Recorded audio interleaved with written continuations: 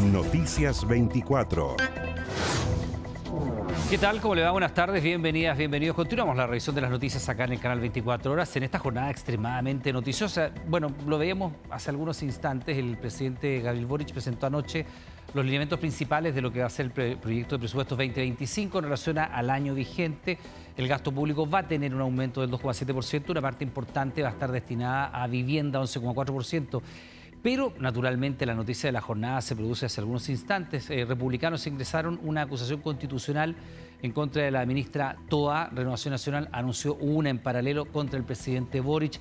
Queremos hablar de vivienda, queremos hablar del cumplimiento de las metas y también queremos hablar sobre la contingencia con el ministro Carlos Monta, que primero que nada le damos las gracias por estar con nosotros, ministro, porque usted viene de la ceremonia que estábamos mostrando recién. Vengo de la ceremonia. Donde se está produciendo el cambio de mando al interior de Carabineros. Recordemos que está asumiendo el general Araya en reemplazo del general Yáñez, por supuesto, que ha dejado en la institución porque va a ser formalizado y es parte de las noticias del día. Vamos a hablar de vivienda, de las metas, del aumento presupuestario, pero no puedo dejar de preguntarle por lo que ha sido la noticia de la jornada. Primero, una apreciación suya sobre estas dos acusaciones, tanto la que se va materializando en contra de la ministra Toa, que tiene en principio el respaldo de la UDI, es impulsada por republicanos, la UDI, y se suma a RN. Y ahora una propia de RN en contra del presidente Gabriel Boric. Eso, sumado a todo lo que ocurre con el caso Audio y también la acusación en contra del ministro Muñoz, tenemos 3 ministros de la Suprema, la ministra del Interior, eventualmente presidente de la República, 5 acusaciones constitucionales. Es una situación muy inédita. Primero, ¿cómo lo ve usted? Y sobre todo estas dos últimas. Mire, yo creo que es parte de las facultades que tienen los parlamentarios. Fui mucho tiempo parlamentario y es parte de las facultades.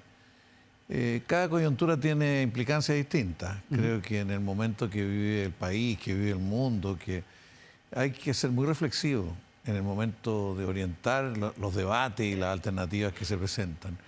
Si se busca una crisis institucional mayor, la verdad que eso tendría fuertes implicancias para Chile. Yo espero que predomine una actitud ponderada y que realmente oriente a la discusión de contenido, a buscar alternativas y no a provocar una crisis en el país. ¿Y está primando eso? Se lo pregunto porque si uno ve cómo parte el caso Audio y cómo está, uno sabe cómo parte, no sabemos cómo va a terminar y probablemente puede terminar con 2 ministros directamente, 2 ministros de la Corte Suprema directamente involucrados y a lo mejor votados y acusados constitucionalmente. El ministro Muñoz no tiene que ver con el caso Audio, pero uno entiende que en el clima político del país se sumó esa acusación. Y eventualmente dos acusaciones contra la primera y la segunda autoridad del país, el presidente y la ministra del Interior. Bueno, ¿Está primando ese ambiente que usted dice? ¿O ese criterio? No, yo creo que no, pero veamos los argumentos que se dan. Yo desconozco el contenido de las acusaciones y que se expliciten los objetivos políticos. ¿Qué se busca? Porque aquí en política las cosas tienen implicancias.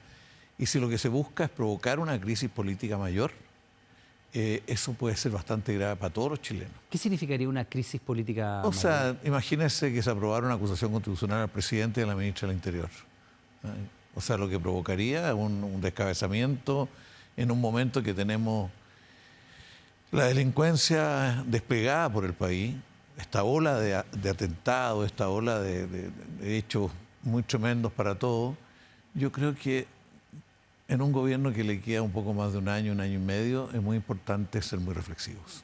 ¿Eso no ocurrió, esa reflexión necesaria cuando se presentó la acusación contra el presidente Piñera? 2 acusaciones. Se lo pregunto porque eran momentos convulsos también, estallido social. Recuerde todo lo que significó eso. Y en ese momento, perdón, ministro, desde el oficialismo de ese momento, que es la oposición de hoy día que está presentando estas acusaciones, también se esgrimían argumentos no muy distintos de lo que usted dice, que estaba en riesgo la democracia del país, de que esto era un golpe mayor para la institucionalidad. Yo creo. Fueron distintas las 2 acusaciones. En todo caso, ambas tuvieron una oposición importante de distintos sectores de los que hoy día somos gobierno. Pero bueno, yo creo que hay que reflexionarlo en su propio mérito esto, más que hacer comparaciones que buscan equilibrar cosas. Es cierto que también hubo acusaciones a 3 ministros de la Corte Suprema en otra época, pero las coyunturas, los momentos... Yo la verdad que creo que hoy día es un momento en que la democracia está bastante cuestionada. La democracia misma está cuestionada, las instituciones están cuestionadas, el Parlamento criticado, los municipios, en fin, del conjunto de instituciones, ahora el Poder Judicial. O sea, en este contexto, desencadenar una situación de crisis de esta naturaleza puede ser algo muy serio. Ahora, vamos a entrar al tema de vivienda, pero una última sobre esto, ministro. Dada la grave crisis de seguridad, de hecho ayer estamos revisando acá imágenes mientras usted habla de lo que fue el anuncio del presidente Boric en cadena nacional ayer, decía la principal preocupación de nuestro gobierno es la seguridad y si usted ve cualquier encuesta, no hay ninguna encuesta que le muestre algo distinto de aquello. Seguridad ciudadana es la principal preocupación de usted que está en la casa, no hay otra que le rivalice ni la salud, ni la educación, ni el crecimiento económico, seguridad, es lo que más le afecta a la ciudadanía. Y dado que es la ministra de Interior quien lleva de alguna manera a práctica la política de seguridad que delinea el gobierno, ¿no hay una responsabilidad política, en su opinión, respecto de los números que lamentablemente no son buenos, hay que decirlo, por más que se hable del plan Calle Sin Violencia, por más de que se refuercen las medidas incluso económicas para Carabineros, el general Yáñez decía, nunca se invirtió tanto en Carabineros y sin embargo los números son los que usted conoce, ha aumentado la tasa de homicidio, el plan Calle Sin Violencia funciona en las comunas que se aplica, pero en términos generales en la región metropolitana no es bueno el balance. ¿No hay una responsabilidad política de la ministra Toá por el manejo de la seguridad? Sí, bueno, eso de buscar personalizar fenómenos que son mucho más globales, porque esta es una marea que recorre América y también otras partes del mundo, en esta marea que se van incorporando estas bandas, los trenes de Aragua que no nos imaginábamos que en Chile pudieran actuar, las drogas químicas, el despliegue de distintos tipos de delitos que desconocíamos completamente. En este contexto, creo que lo serio es que unamos esfuerzos para enfrentar esto. Nadie tiene la bala de plata, sí. Nadie dice yo tengo la gran solución a esto. Por aquí van las cosas. O sea, las propuestas hoy día son buscando maneras de reaccionar con nuevas leyes, fortaleciendo las policías, cosa que se ha hecho de manera muy contundente durante el actual gobierno, comparado incluso con lo que hicieron muchos otros países de América Latina donde esta marea pasó.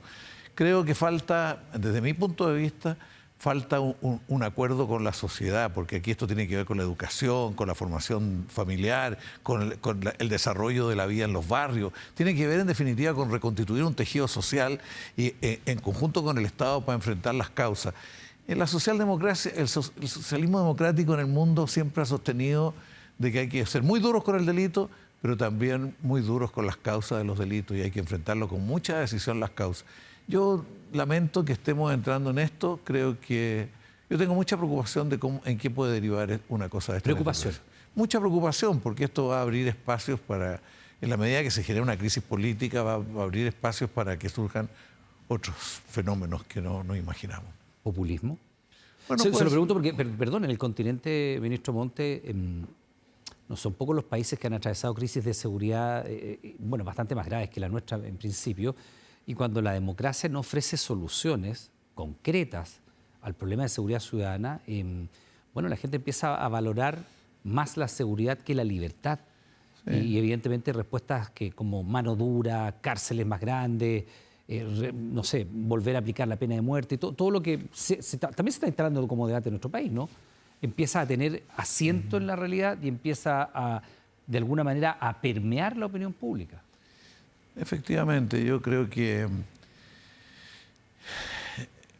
se necesita hoy día más que nunca fortalecer la democracia para que la democracia tenga capacidad de responder a los hechos que se están viviendo, fortalecerla. Es tarea de todos. O sea, el Parlamento tiene que fortalecerse como desafío de todos los municipios. Lo que ha ocurrido en el Poder Judicial hoy día, vivir en un país con un Poder Judicial cuestionado tiene implicancias de todo tipo, entre otros para la economía, Yo creo que es un momento en que tenemos que tener la cabeza lo más fría posible para enfrentar estos hechos. Si alguien cree que en 1 año y medio más puede estar gobernando el país, que va a tener soluciones fáciles para todo, la verdad es que la vida le va a demostrar que los problemas son mucho más complejos, tienen raíces mucho más profundas y en eso tenemos que buscar maneras de refortalecer la democracia en el país. Tenemos que fortalecer la democracia, yo diría, como lo central. Ahora, ministro, RN suele ser un partido, si bien es un partido de la centro-derecha, un partido, si usted quiere, más cercano a la centro-derecha que a la derecha más dura, que uno podría decir se la están disputando, no sé, los socialcristianos, republicanos, eventualmente la UDI. ¿Le sorprende esta arremetida en contra del presidente Boric? O sea, yo no lo esperaba. Porque si estuviera de republicanos, probablemente uno diría, bueno, republicano está marcando el punto más duro probablemente contra el presidente Boric. Pero, yo no me lo esperaba, no lo esperaba. Cercanía incluso. Pero en fin, está dentro de su facultad de los parlamentarios, veamos cómo evoluciona el debate, veamos cuáles son las posiciones definitivas, cuál es el propósito. ¿Cree que hay un propósito distinto del que se declara? No, no Porque te el propósito conozco, que se no he declara en oído la los película, la propósitos. diputada Toá decía, da la impresión de que el presidente Boric incluso está cómodo detrás de la ministra Toá. Incluso dijo en algún momento, pareciera que la ministra Toá es casi víctima del presidente Boric porque tiene que salir a dar respuesta Mire, por todo. esto es bastante más serio y más profundo que hacer ese tipo de análisis. Y yo no quiero interpretar, espero oír, conocer los propósitos, los objetivos. Efectivamente, Renovación Nacional en ese sentido tiende a ser más ponderado en muchos momentos. Y este es un momento que, bueno, puede haber esa opción. Hoy día el caso de audio está generando mucha confusión en el país. Y ya están apareciendo muchas cosas. Y todas las cosas se van relacionando y van generando más desconfianza en las instituciones, más desconfianza en la democracia. Y nuestro desafío es estar a la altura de los desafíos que tenemos por delante, a la altura de los problemas que tenemos por delante. No creo que la acusación constitucional vaya a llevar a soluciones. Ya, ministro, nos dimos la vuelta larga por el tema que no podíamos dejar de preguntarle, naturalmente, la contingencia manda. Vamos al tema vivienda. Anoche, poquito antes del inicio de las noticias, de hecho fue a las 21 horas, el presidente Boric hizo este anuncio, esta cadena, casi 20 minutos, donde da cuenta de un presupuesto que va a crecer en relación al año que estamos viviendo presupuestariamente, 2,7%. En rigor, este es el último presupuesto que el presidente Boric va a ejecutar completamente, ¿no? Porque el próximo, sabemos, es el que administra ya en buena medida el presidente entrante o la presidenta entrante, con un aumento de más del 11% para vivienda y focalizado muy puntualmente en la tarea que le dieron a usted. A usted no le gusta que se personalice, pero a usted le dijeron bien claro la crisis de vivienda, ya no sé si son 700.000 o más la carencia que hay hoy día de viviendas básicas. Hemos hablado en otros momentos del nivel de avance. ¿Cómo toma este crecimiento de más de 11%? ¿Es suficiente? ¿Es 11,4% para ser más exacto? Para dar cumplimiento a esa meta que le puso el presidente a usted en lo concreto con el tema de los campamentos. Mire, el problema de vivienda es un problema muy serio en el país. Tenemos una gran crisis habitacional. Hay a lo menos 650.000 familias que están hoy día sin vivienda, que no tienen vivienda, de los cuales hay un poco más de 100.000 en 1.432 campamentos. Muchas familias sin vivienda, viviendo en condiciones difíciles, y muchas familias también en campamentos. El presidente Boric propuso una meta realista. No dijo que iba a resolver el problema, sino que fueron 260.000 para los 4 años en la meta en la cual hemos estado trabajando. 260.000 construidas, entregadas, llave en mano. 260.000 acceso a la vivienda entregadas, por cierto. Perfecto. 260.000. ¿Cuántas llevamos de estas? Llevamos 142.000, eso es lo que llevamos casi el 55%, 54,9%. Y nuestra estimación es que vamos a llegar a esta meta y estamos trabajando día a día. Y tenemos distintos proyectos en marcha, tenemos más de 125.000 viviendas en construcción en este momento, en ejecución, y tenemos otras 70 y tantas que están a punto de empezar a construirse, ejecutarse. Y la verdad es que no es cualquier vivienda, una vivienda de un estándar que va mejorando en tamaño, tienen envolvente térmica, tienen sistema de circulación de aire interior, y tienen mucho más metros. O sea, es bien frecuente que las viviendas lleguen ya cerca de los 60 metros cuadrados cada vivienda de las que se está construyendo como viviendas públicas. Bueno, nosotros llamamos a todos los que tienen que ver con el tema de la vivienda a sumar su fuerza para enfrentar este problema del país, un problema de Estado, un problema a más largo plazo. Tampoco aquí hay soluciones fáciles de un gobierno que van a llegar los milagros. Esto requiere metas, planificar, pero también requiere diversificar los caminos para acceder. Estamos construyendo un banco de suelo, por ejemplo. Mucho trabajo con las organizaciones sociales, que son un actor fundamental del proceso de la vivienda. También hemos incorporado la vivienda industrializada. Hemos diversificado los caminos para acceder a la vivienda. O sea, tenemos distintas formas de ir avanzando en esta dirección. Además, tenemos un plan de ciudad justa que el otro día en Induslever presentamos un proyecto de Ciudad Mapocho que se va a construir en ese sector. Compramos todo ese terreno. Compramos también Ciudad del Niño para construir otro. O sea, que la vivienda social esté dentro de la ciudad. O en el caso de La Platina, que hay todo un plan de equipamiento. Ahí va a haber una ciudad sanitaria adentro. Hay un conjunto de proyectos ligados a eso, además de otras instalaciones y otros equipamientos dentro del sector. Bueno, en eso hemos estado trabajando y espero que cumplamos la meta y estamos muy cerca. Hoy día, con las condiciones que hay, con la técnica que hay, con la industrialización incluso de la vivienda social, desde que se comienza el proceso de diseño, la licitación, hasta que la familia tiene las llaves en la mano, ¿cuánto se demora hoy día la construcción de una vivienda social? Mire, esto es bien diverso. O sea, va desde 24 meses, e incluso 30 meses en algunos casos, hasta otro proyecto. Yo quiero felicitar a las empresas del Maule porque están demorándose 12 meses en las viviendas. O sea, se puede hacer en un año, por decir. Hay distintas... Porque depende de las tecnologías que se usen. Ahora hay cambios en las tecnologías constructivas. ¿Cómo? ¿Un proyecto que se ejecuta en un año encarece más? No necesariamente, porque el costo de tener todos los equipos funcionando, más tiempo, de tener todo en pie, depende del tipo de proyecto, de la cantidad de vivienda, distintas cosas. O sea, pero más o menos puede ser desde 12 meses a 30. Tenemos casos de 12 a 30, efectivamente. Por eso. Nosotros creemos que es fundamental acortar el periodo, para lo cual es necesario tener varios frentes de trabajo, para lo cual es necesario trabajar los sábados cuando se puede, en los lugares donde se pueda. En fin, distintas cosas que apunten, usar otros elementos técnicos que están hoy día surgiendo, y hay empresas como Oval, como Concrecasa, que están cambiando la tecnología, y eso les permite hacer mejores viviendas más rápido. Ahora, ministro, del fenómeno campamento, entremos un poco de eso porque naturalmente hay bastante que mirar ahí. ¿Cuánto de este crecimiento que hemos tenido en los últimos años de los campamentos, que hemos vuelto a cifras cercanas a los años 90, que no eran nada de buenas, y después hubo un descenso importante de los campamentos y volvieron a resurgir en plena pandemia? ¿Cuánto del fenómeno de los campamentos, como han crecido, se explica hoy día por la migración de las familias chilenas que hoy día viven en campamento?